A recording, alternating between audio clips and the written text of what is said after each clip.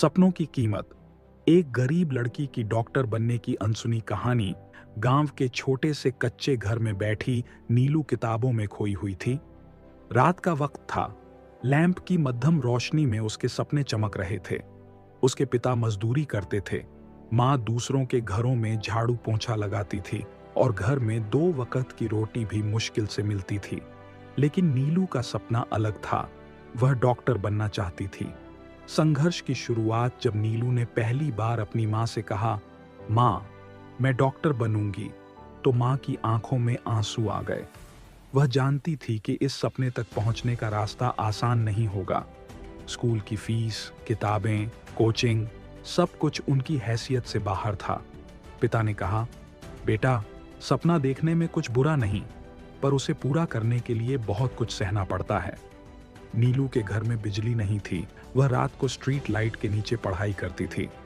कई बार पेट आधा भरा रहता, लेकिन उसका मन पूरा जज्बे से भरा होता।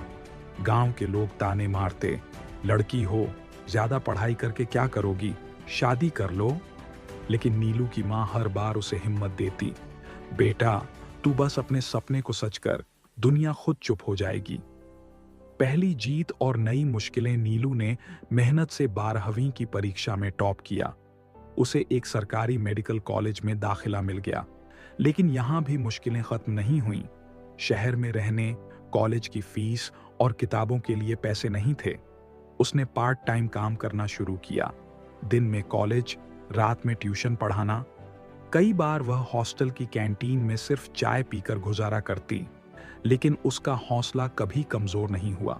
सफलता की रोशनी सालों की मेहनत के बाद आखिर वो दिन आया जब नीलू डॉक्टर बन गई। उसकी डिग्री हाथ में थी, आंखों में आंसू और दिल में गर्व। जब वह अपने गांव लौटी, तो वही लोग जो उसे ताने देते थे, आज उसकी तारीफ कर रहे थे।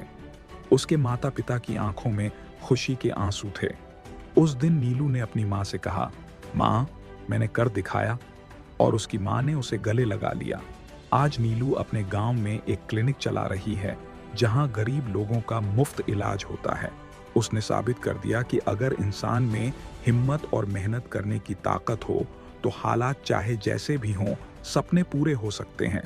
सीख।